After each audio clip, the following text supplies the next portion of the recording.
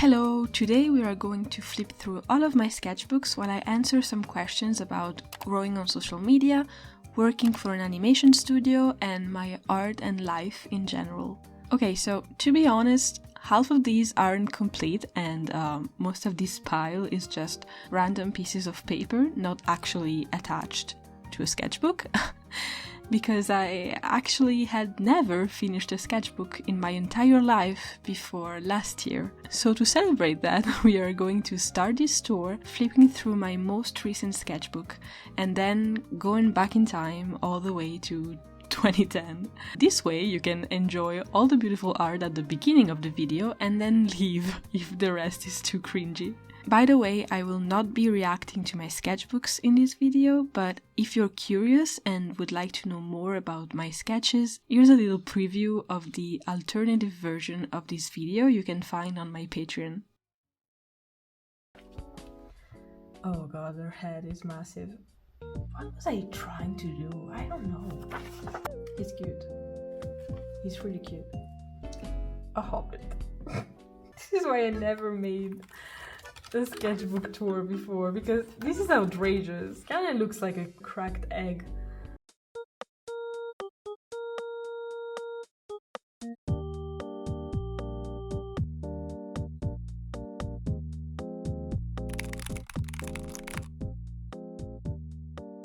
A little while ago, I asked you in my Instagram stories to ask me questions I could answer to in this video, and I'm so sorry you had to wait this long. I hope it's worth it. Okay, so since we're starting with the more serious sketchbooks, might as well begin with the hottest questions.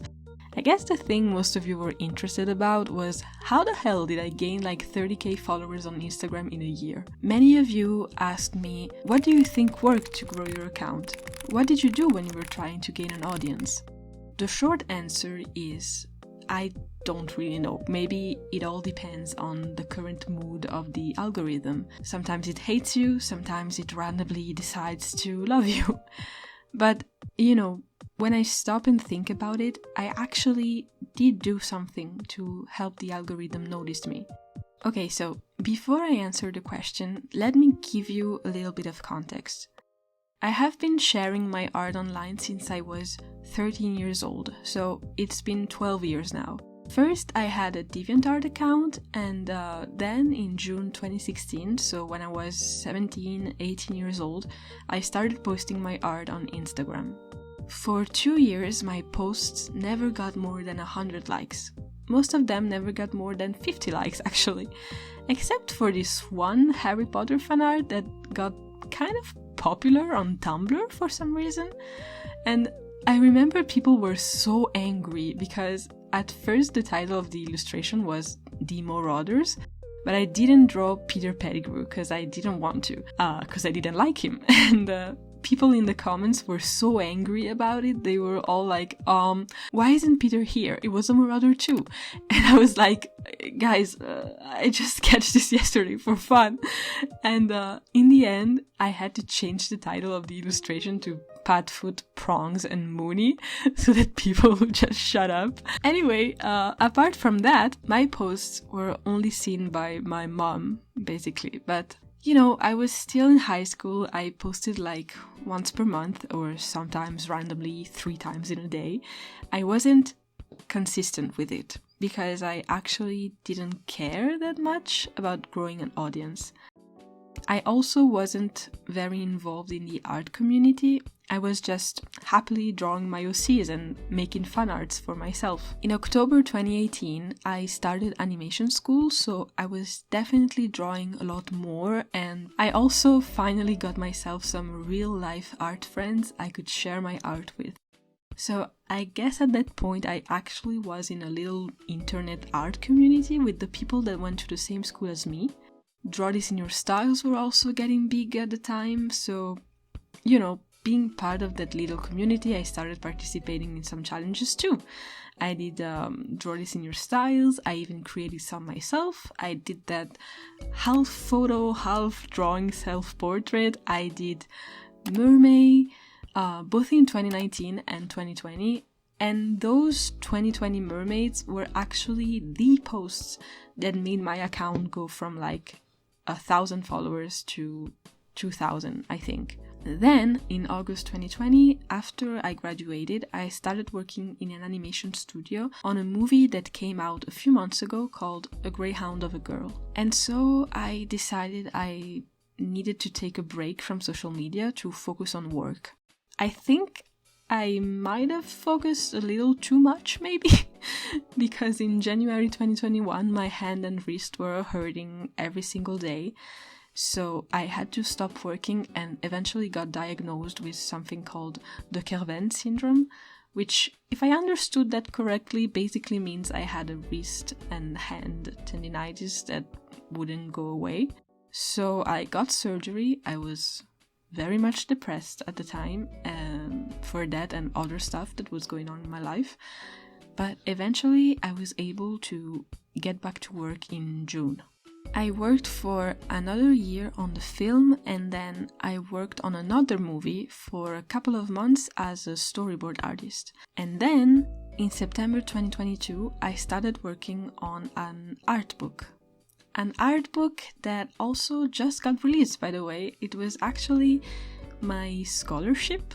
Back when I graduated animation school in 2020, I won this prize, and so I got the chance to be featured in 50 pages of an art book alongside another very talented artist of my year. But what happened is that between the pandemic and the fact that I was working and then the surgery and everything, I actually never got the time to sit and draw 50 pages of stuff to put in the book. So in the end, they set the deadline for December 2022. So as I was saying, I started working on the book in September 2022 and drew 50 pages of drawings and full illustrations in less than 2 months. So basically, after 2 years with almost no posting on Instagram, I had this whole bunch of artwork that was actually cute that I could share, and that's when everything started to change. I had so much fun drawing for me for 2 months. After years of animating someone else's designs, I decided I didn't want to search for another animation job in 2023. And so I started planning what to do instead, and I figured that if the animation industry is so random, because you can spend 2 years on a project and then stay without a job for 6 months because no studio is recruiting, especially if you're like me and only do hand-drawn, paperless animation. I needed to build some kind of side hustle that could give me some financial security whenever I was between jobs. The idea was, in 2023, focus on growing an audience, maybe open a Patreon at some point and figure out how to sell your art online. Do all that so that in 2024 you can search for another animation job or maybe an illustration one and have this personal art business on the side that will continue to slowly grow throughout all your life until hopefully you're so freaking famous for your personal art that you don't have to work for anyone else ever again. So, how do you grow an audience on Instagram? You just need to post consistently. And it doesn't mean you need to post every day. For me, I found that 3 times per week, Monday, Wednesday, Friday, is the best option. And I decided this in November 2022 when I had all that art from my art book in my computer. I was so excited, so it was really hard to not post everything like in a week.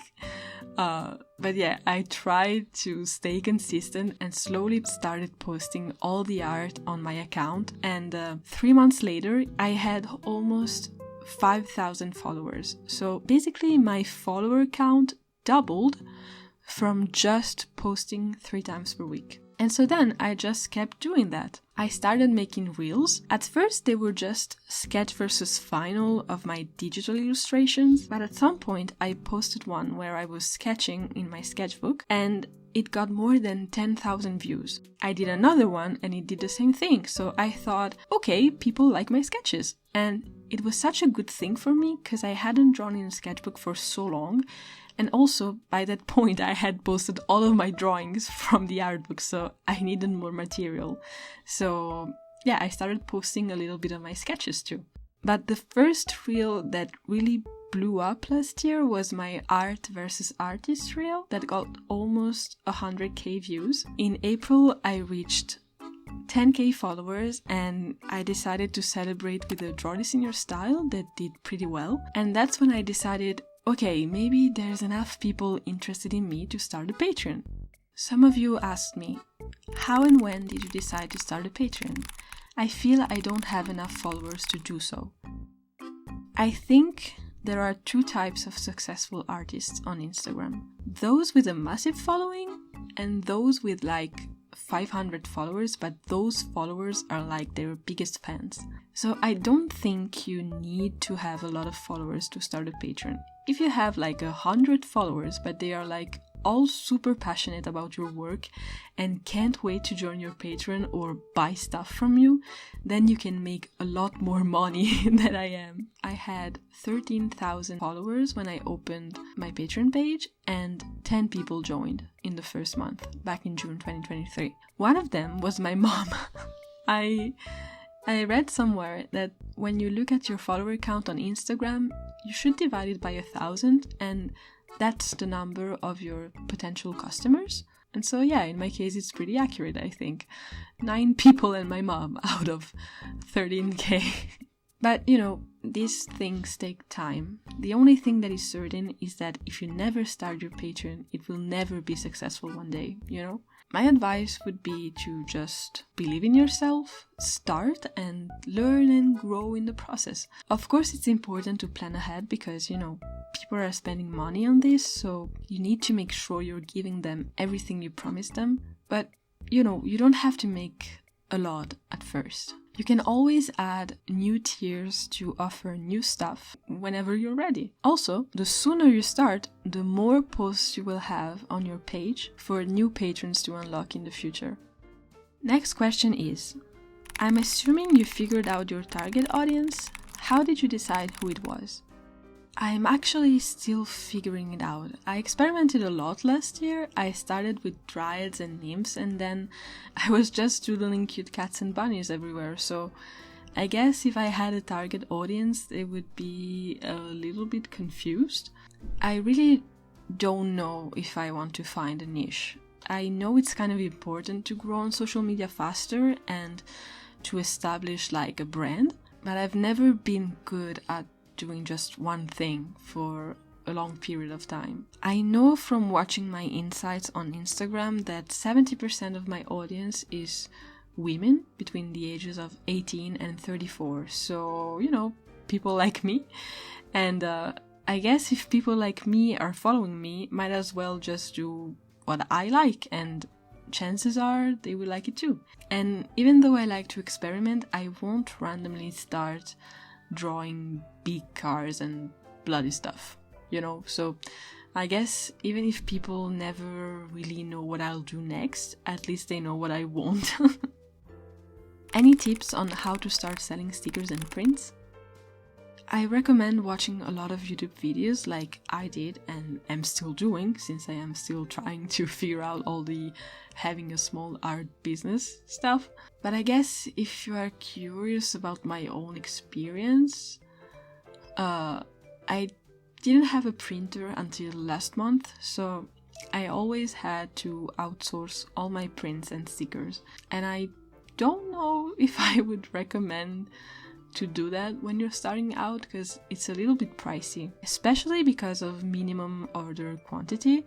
Most of the time when you outsource prints or stickers, you can't order like less than 50 or 100. And when you buy the smallest amount, the cost per sticker or per print is actually higher than if you decided to buy like 1,000 of them. And you don't even know if you're going to sell everything. So for example, when I opened my Patreon, I overestimated how many people would actually join the first month. So I bought around 50 prints, also printed on fancier, pricier paper, and like 400 stickers because I had 4 different sticker designs for that month. I spent 175 euros for everything, and my Patreon revenue for the month of June was around 80 euros. So I lost almost 100 euros, and I had all these leftovers I didn't know what to do with. Of course, fortunately, a few months later I opened my shop on Etsy and I was able to sell a little bit of those,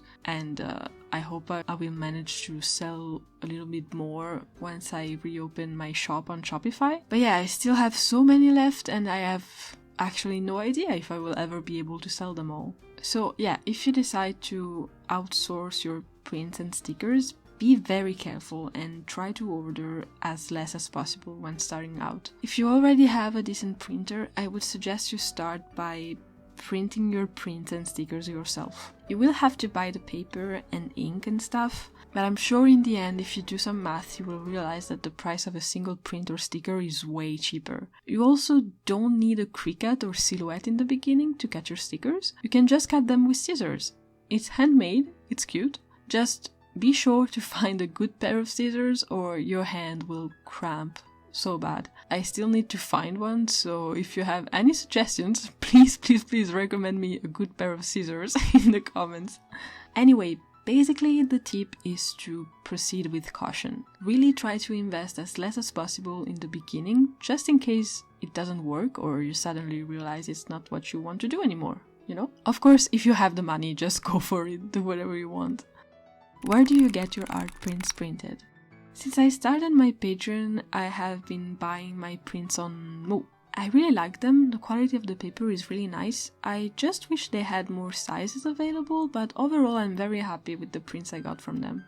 But as I said earlier, I just bought a new printer with my birthday money and the help of my lovely patrons and also a couple of coffee donations. I got a Canon Pixma Pro 200 and I still need to figure out how it works with non-Canon paper. But yeah, apart from that, I'm very happy with it. Do you have any advice for starting out in the animation industry? That's a tough one for me, because I myself have been struggling a lot with finding work in the animation industry. I got my first job through my animation school because they actually introduced some of us to the director that was making the film. And the 2 projects I worked on were by that same director, so I basically never had to search for work until last year. And the industry is a big mess right now, especially if you're just starting out and don't have at least 3 years of experience. Also, note that I live in Europe, so, you know, we don't really have massive Hollywood studios here. So if you already have some experience in the industry or you just got out of animation school, the only advice I can give you is this. Make an animation reel, like a minute long, not more than a minute.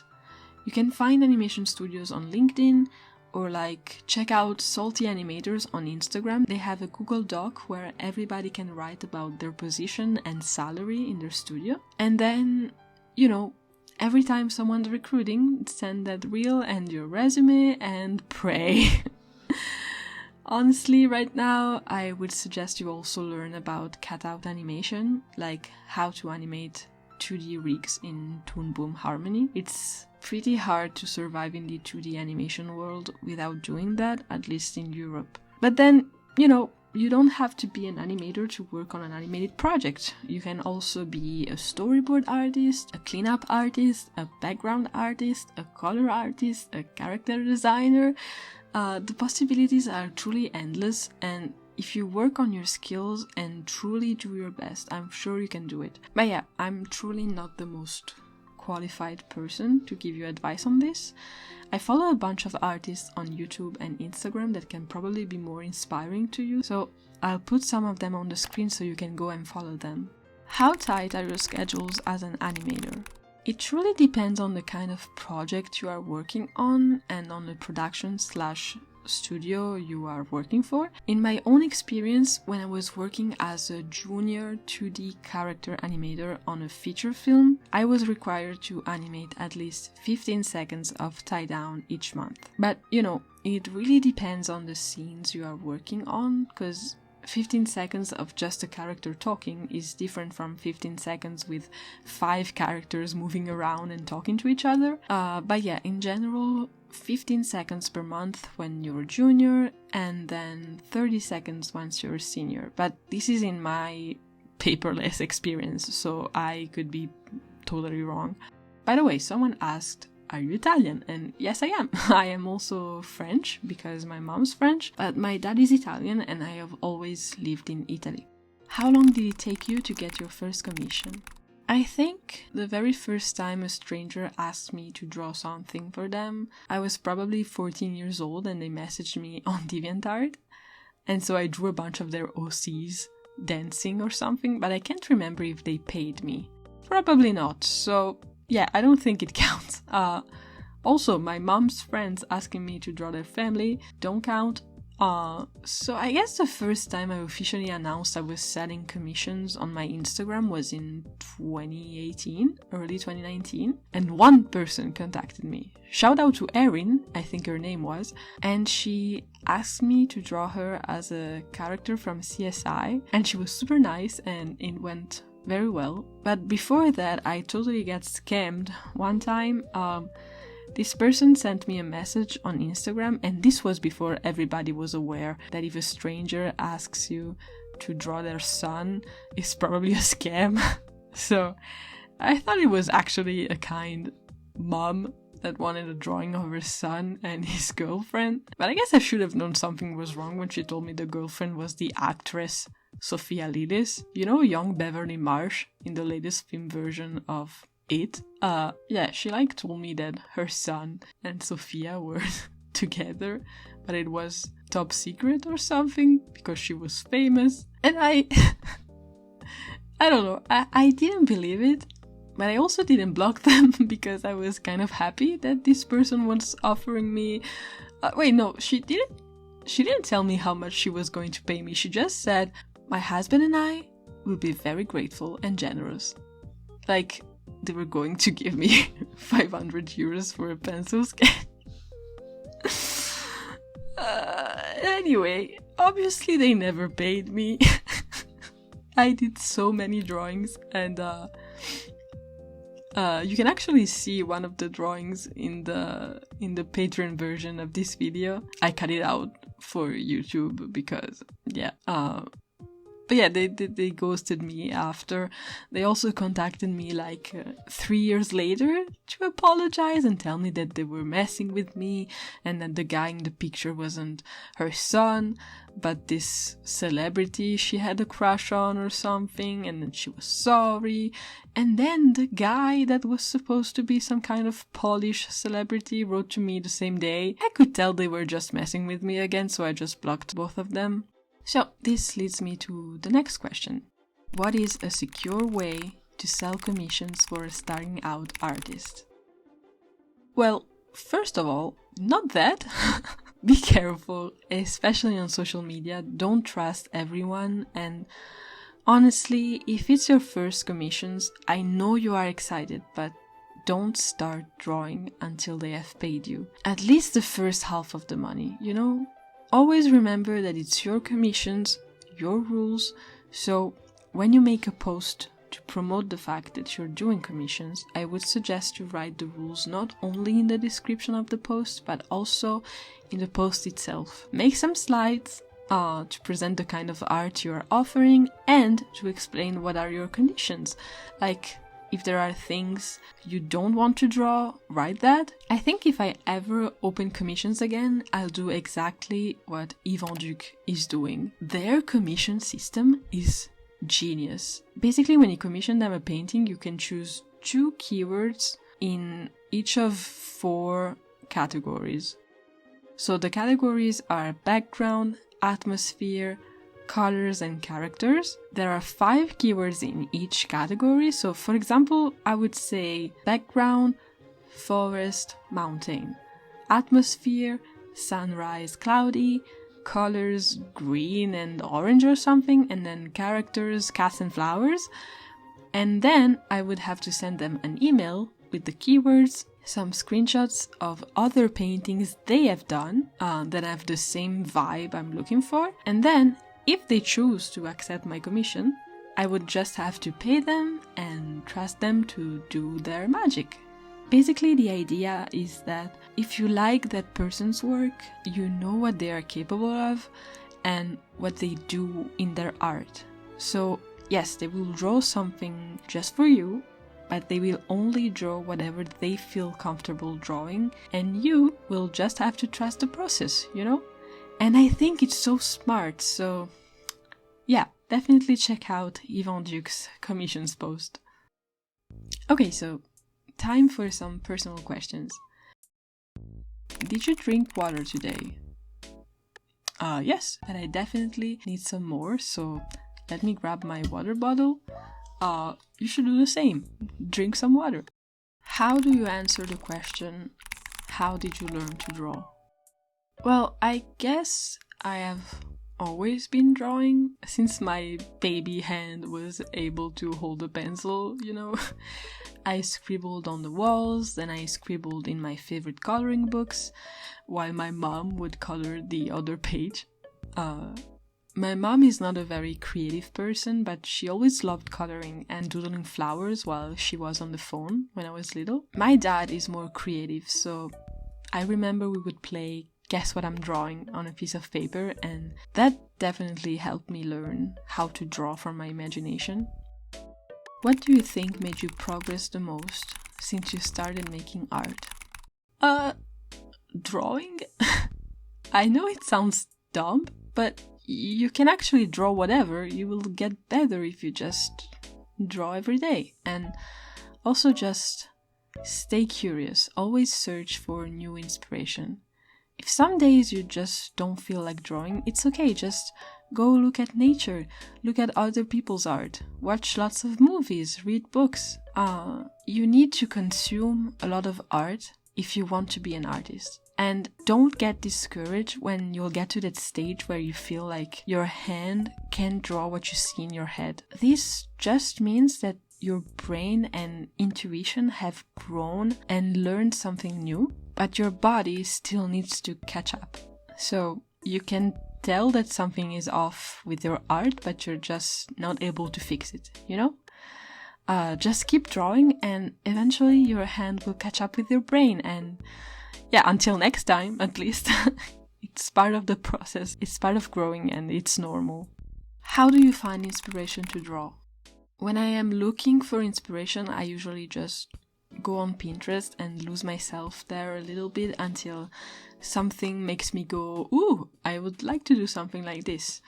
But usually inspiration just comes randomly. Like this one time last year, I was in the car watching out the window and I saw these big bushes in a field all lined up, and I thought they kind of looked like horses. And so then I imagined these horses made of grass that would actually be part of the field itself or something.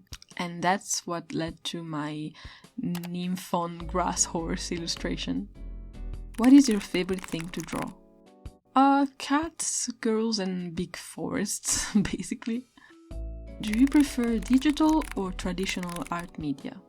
For sketching, I think I prefer traditional because I don't overthink too much on paper. Whereas if I'm drawing digitally, I'm constantly deleting stuff and starting over.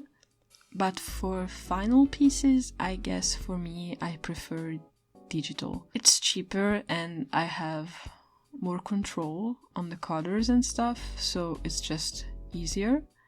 But I really love other people's traditional pieces. So yeah, I guess maybe if I'm drawing an illustration, I prefer digital, but if it's someone else, then maybe I prefer looking at traditional. But yeah, maybe it's just because I'm kind of jealous. Who are your favorite artists? Okay, so my favorite artist of all time is Loish. Of course, my biggest inspiration since I was 12 years old on DeviantArt. But then today there are honestly so many, like Kea Sedira, Heikala obviously, Marie Spinal, Jordi Lafebre, and also so many small business artists like Megan Wang, Odd Rabbits, Megan Ruiz. How did you find your art style? I didn't, I think. It's funny how people always comment under my posts saying, I love your style, and every single time I'm like, please tell me what is it, because I don't know. What did you see that I can't? Like, yeah, I personally don't really see a constant in my work because I feel like I am always trying out new things. I also don't really believe in finding a style. I think your style is just the way you naturally express yourself through your art in that particular time of your life. So it's always changing with you, you know? Also, I get bored very, very easily. So if I tried to always draw the same way, I would just burn out and stop drawing, I think. What's your favorite animal? I hate this kind of question because it's so hard to answer to, and I always take them too seriously. So I think about the perfect answer for days, and I won't do that. So, okay, here are a bunch of cute animals I love that I'm thinking about right now. Otters, cats, pandas, owls, foxes. Which fictional character do you relate the most to? Again, this is so hard. But lately I have found that I can see a part of myself in every single Winnie the Pooh character, except for Tigger. So I guess that says something about me, even if I don't know what it is. Any tips for starting out with digital art? Assuming you already have a drawing tablet or iPad of some sort, I think the hardest thing when starting out is the brushes. Don't get lost in the brushes. It's so important to experiment and try new brushes and see how you feel using them. But it's also so easy to just start thinking, oh, I can't draw because I can't find the right brush. If you catch yourself thinking this, it's time to stop looking for the perfect brush and just use the default one. You can honestly do amazing art by just using the default brush of whatever software you are using. The brush won't make you good at art. Practice will. So just draw. And learn how to use shortcuts. Do you have any tips for learning how to draw face and body proportions? I went to a scientific high school, so I learned a lot about anatomy and how the body works, and that knowledge helped me so much when I was in animation school and we had to draw perfectly proportioned humans or understand how they moved. But even if you draw more exaggerated characters, I think it's always important to remember that they have a skeleton and muscles. Always think about what's underneath. But yeah, I guess the biggest advice would be to learn about realistic anatomy before trying to simplify it and exaggerate it. Do lots and lots of live drawing sessions. Yeah, always keep in mind what's underneath the skin so you can really understand volume before thinking about lines and design. How do you choose a color palette for an illustration? Most of the time I just go on Pinterest and find 2 or 3 pieces that have the same kind of mood I would like to go for, and I use those as a reference. Always try to have more than one reference picture, by the way, unless you are doing a study of that particular piece. Always have 2 or 3, that way you're sure not to copy, but actually take some things you like here and there and mix them up and add a little bit of your own magic to make your own thing, you know? And then I always try to have 2 main colors in my illustration. So I try to choose 2 colors that go well together, and then if there are other colors in the painting, it's usually just variations of those 2 main ones. There's a very, very helpful tutorial about this on Loish's Patreon. I think now you can also purchase the video without actually subscribing to her Patreon page. So yeah, definitely check it out. What's your favorite color to work with? Right now it's green, even though I am also trying very hard to try new color palettes. But yeah, it's green. When I was younger it was blue though. Blue and purple were very, very big for me at one point. Is it important to redraw a drawing before coloring it? It really depends on the style you're going for. Like, if you want a clean line art and then color underneath it, then yeah, absolutely, clean up your sketch before coloring it. But if you want to make a painting and your sketch is already enough detailed for you to be able to figure out where to paint, then you can just start using color. I would suggest you start by adding color underneath the sketch layer. You can also change the color of the lines of the sketch so it blends a little better with the colors. And then when you have all of your flat colors underneath the sketch, you can create a new layer on top of everything and actually start painting on top of the lines and rendering everything. What are your top 3 art supplies to use while sketching? Pencils, pens, and alcohol markers, but also wax pastels. I just started using them, so I need to practice more, but I think they are great for sketching. Which software and digital brushes do you use?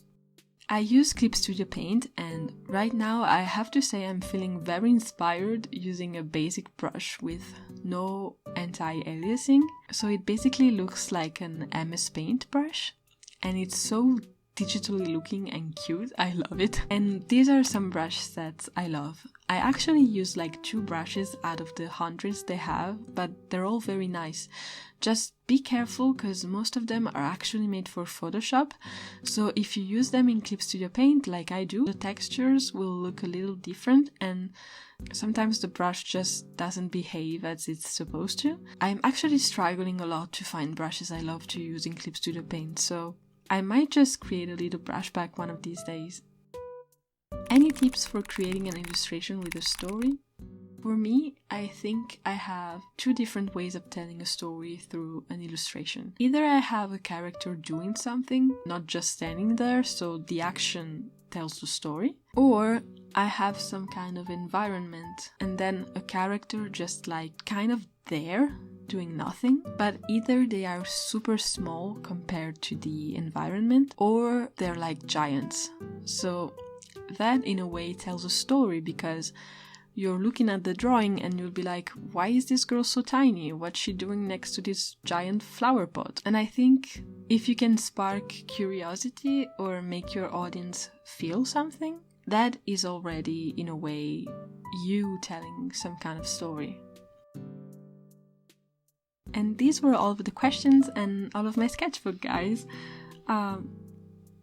Thank you so much for watching. I hope this video was entertaining or helpful in some way. If you watched all of it, then thank you, and maybe check out my Patreon page if you would like to support me and my art and get monthly tutorials and sketchbook tours and prints and stickers in return.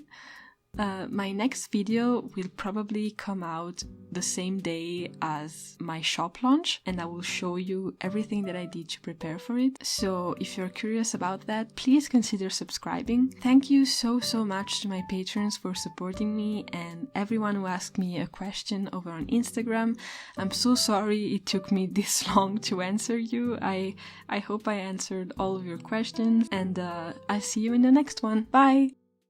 If you had enough love points with a guy, you could like unlock an illustration. And so yeah, I remember since I had short hair when I was in middle school, the hairstyle I always went for was very short and long in the front, matching the hairstyle of the punk bad boy with the red hair and the leather jacket and everything.